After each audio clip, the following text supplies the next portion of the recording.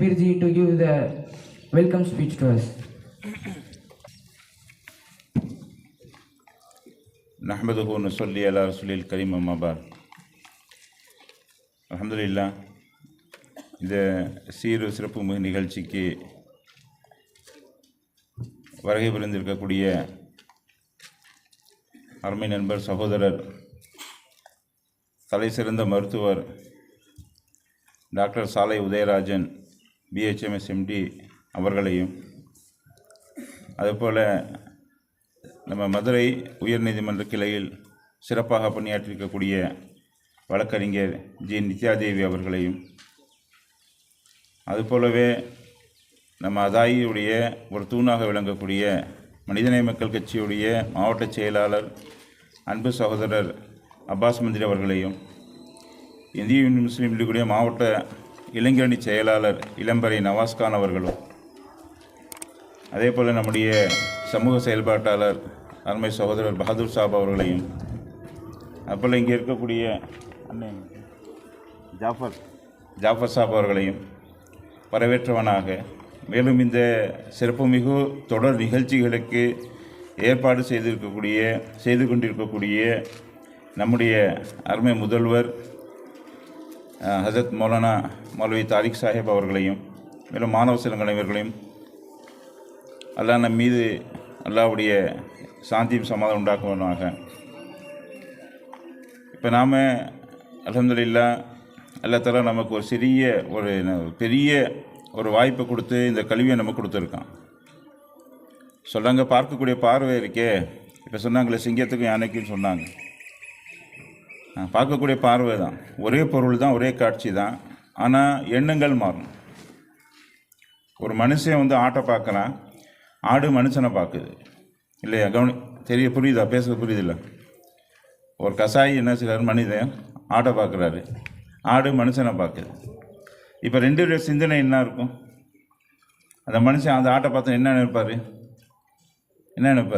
இது எத்தனை கிலோ தேரும், இது எவ்வளோ வரும், கடைக்காரனா இது எவ்வளோ லாபம் சம்பாதிக்கலாம், இன்னைக்கு கல்யாண வீடு நடந்துகிட்ருக்கு, இது எத்தனை கிலோ தேரும், ஏன்னா நமக்கு ஒரு நல்ல பிரயோஜனமாக இருக்கும்னு சொல்லிட்டு மனிதனுடைய பார்வை இப்படி இருக்கும். இப்போ ஆடு மனுஷனை பார்க்குது, அது என்ன நினைக்குதுங்க? அது நினைக்கிறது அல்லாஹ் தான் அறியக்கூடியவனாக இருக்கின்றான், அல்லாஹ் தான் அறியக்கூடியதாக இருக்கிறான். மேலும் சொல்கிறாங்க ஆட்டுடைய மெமரி கெப்பாசிட்டி அந்த அளவுக்குன்னா 10 நபர்களை தான் அடையாளம் காண முடியாது. இப்போ நமக்கு எப்படி ஒரு ஆடு மந்தையாக தெரியுமோ, அதே போல் மனிதர்களுடைய மந்தையாக தான் ஆட்டுக்கு கண்ணுக்கு தெரியும். பார்க்கக்கூடிய விஷயம் ஒன்று தான், ஒரே காட்சி தான், ஆனால் வித்தியாசங்கள் இருக்குது. அதே போல் நம்ம மாணவ செல்வங்கள் அல்ஹம்துலில்லாஹ் இங்கே பயிலக்கூடிய காலங்கள்லேயும் சரி, பயின்ற பிறகும் சரி, நம்ம வாழ்க்கையில் நிறைய விஷயங்களை சந்திப்போம், நிறைய சூழ்நிலைகளையும் சந்திப்போம். முன்னர் காலம் இருந்துச்சு, ஹசரத்மார்கள் ஓதுனாங்கன்னா எங்கெங்கே இருப்பாங்க? பள்ளிவாசலில் இருப்பாங்க, அதிகபட்ச மதரசாக்களில் ஓதி கொடுத்துட்டு இருப்பாங்க. 3வது இடம் ரொம்ப ரொம்ப ரொம்ப கம்மி. மற்ற துறைகளில் ஏதாவது ரொம்ப வசதி வாய்ப்புகள் இருந்தால் என்ன செய்வாங்க, அவங்க பயான் இந்த மாதிரி விஷயங்களில் போயிட்டு கிதாபுகள் எழுத இது போல் துறைகளில் தான் இருப்பாங்க.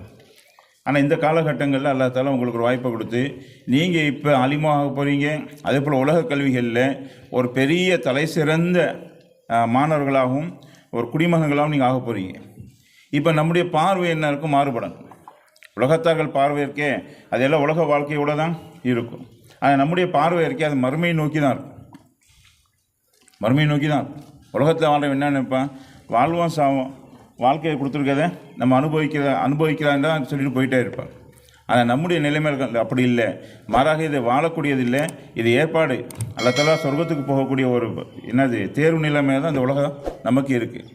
இப்போ இந்த உலக வாழ்க்கைக்கு பிறகு வரக்கூடிய அந்த மறுமை வாழ்க்கையில் நம்ம எப்படி அல்லாஹ்விடத்தில் அல்லாஹ்வுடைய பொருத்தத்தோடு போய் சேரணும்னா, இங்கே நம்ம வாழ்க்கை முறைகளில் 2 விஷயங்கள் கண்டிப்பாக இருக்கணும்.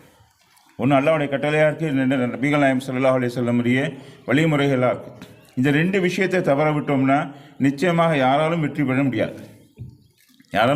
முடியாது. இந்த விஷயம் நம்ம ரொம்ப கவனமாக இருக்கணும். இப்போ ஆடு ஹலாலா ஹராமாங்க சொல்லுங்கள்? ஏதாவது சந்தேகம் இருக்கா? ஆட்டில் ஏதாவது சந்தேகம் இருக்கா? அது எந்த நாடு ஆடாக இருந்தாலும் சரி, எந்த நாடாக இருந்தாலும் ஆடு ஹலால் தான், சாப்பிடலாம். இப்போ அது இந்த பக்கம் வெட்டினோம்னா சாப்பிட முடியாது. ஏன்? அது அல்லாஹ்வுடைய கட்டளை இருக்குது, ஜனாபி ரசூலுல்லாஹி ஸல்லல்லாஹு அலைஹி வஸல்லம் வழிமுறைகள் இல்லை. இப்போ நாய் சாப்பிடலாமா? சாப்பிடக்கூடாது, ஹராம்.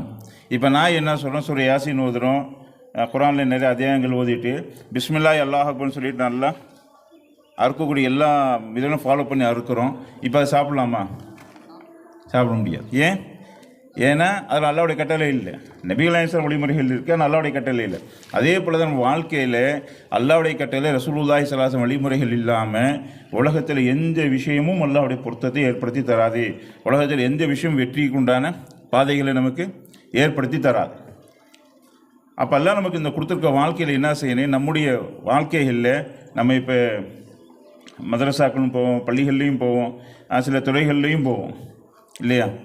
எல்லாம் இதே வேலைன்னு இல்லை, கவர்மெண்ட் வேலைக்கும் போகலாம், அதே போல் தனியார் துறைகள்லையும் போகலாம், நம்ம நிறைய விஷயங்களுக்கு போகலாம். அப்போ போகக்கூடிய எல்லா இடங்களையும் என்ன செய்யணும், நம்முடைய செயல்முறையை பார்த்து விளங்கக்கூடியவங்களாகும். இன்றைக்கி கிதாபை பார்த்து விளங்கக்கூடியது இல்லை, மாறாக வாழ்க்கையில் இருக்கக்கூடிய செயல்முறைகளை பார்த்து தான் ஒரு மனிதன் என்ன செய்வார், தெளிவான முறையில் விளங்கக்கூடியவராக இருப்பார். இதுதான் நபிகள் நாயகம் ஸல்லல்லாஹு அலைஹி வஸல்லம் செஞ்சாங்க. நபி ஸல்லல்லாஹு அலைஹி வஸல்லம் எப்படி செஞ்சாங்க, சஹாபாக்கள்கிட்ட ஒவ்வொரு நேரத்திலையும் உட்காந்து போதிச்சிட்டு இல்லை, மாறாக நபி ஸல்லல்லாஹு அலைஹி வஸல்லம் வாழ்க்கையை பார்த்தாங்க, நபி ஸல்லல்லாஹு அலைஹி வஸல்லம் வாழ்க்கை முறையை பார்த்தாங்க. அந்த லைஃப் ஆஃப் ஸ்டைல் இருக்கல பார்த்ததுக்கப்புறம் தான் அவங்களுக்கு ஒரு சஹாபாக்கள் என்ன செஞ்சாங்க, நபி ஸல்லல்லாஹு அலைஹி வஸல்லம் அப்படியே ஒட்டிக்கிட்டான். அதே போல் தான் சொல்ல, நம்ம என்ன செய்யணும், நாம் இருக்க படிக்கிற காலங்களில் நம்மளை நேர காலங்களில் வீண் விரயம் செய்யாமல், அதான் சொல்கிறாங்க, நேரத்தை வீண் விரயம் செய்வது தற்கொலைக்கு சமம்னு சொல்கிறாங்க. தற்கொலைக்கு சமம்.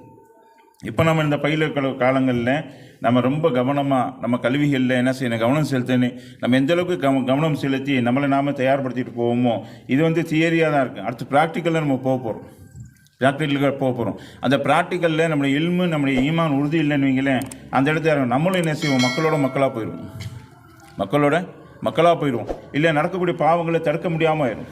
இன்றைக்கி வாலிபர்கள் இடத்துல எல்லா இடத்துலையும் என்ன இருக்குது, இன்றைக்கி போதை பழக்கங்கள் வந்து காமனாக பொதுவாக போய்கிட்டு இருக்குது. இப்போ அவர்களுக்கு நம்ம போவோம், அவங்க 10 பேர் இருப்பாங்க மொஹல்லாவில், தெருக்களில், நம்ம ஒரு நபர் தான் இருப்போம். இப்போ நம்மளுடைய பொறுப்பு அந்த 10 பேரையும் சரியாகும். அப்போ எப்போ சரியாகும்னா, நாம் இந்த விஷயங்கள் உறுதியாக இருந்து நாம் இந்த விஷயம் தெளிவாக இருந்தால் தான் நம்ம என்ன செய்யும், அதெல்லாம் சரியாக்கக்கூடிய ஒரு வாய்ப்புகள் கிடைக்கும். அதுக்காண்டி சில மாணவ செல்வங்களே, நீங்கள் என்ன செய்யுங்க, இங்கே ஓதக்கூடிய காலங்களில் உங்கள் கவனம் எல்லாமே படிப்பில் தான் இருக்குது. நல்லா படிங்க இன்ஷா அல்லாஹ். அதே போல் உலக கல்விகளில் டிகிரிகள்லையும் என்ன செய்யணும், முன்னிலை வரணும் இன்ஷா அல்லாஹ். அதே போல் அடுத்த ஆண்டுகளில் வரக்கூடிய ஆண்டுகளில் நம்முடைய மதரசாவுடைய பேர் எல்லா இடங்களையும் இருக்குது. இப்போ இந்த மதரசாவில் ஓதுன பையன் இப்போ என்ன இருந்துக்கா 8th 10th 12th அது போல் டிகிரிகளில் என்ன செய்கிறார், இவர் கோல்டு மெடல் வாங்கியிருக்காங்க, டெஸ்டினேஷனில் பாஸ் ஆயிருக்காங்கன்னு சொல்லுவாங்க. செய்வோமா இன்ஷா அல்லாஹ். அல்லாஹ் தஆலா கிருபை செய்வானாக. அஸ்ஸலாமு அலைக்கும் வரஹ்மத்துல்லாஹி வபரகாத்துஹு.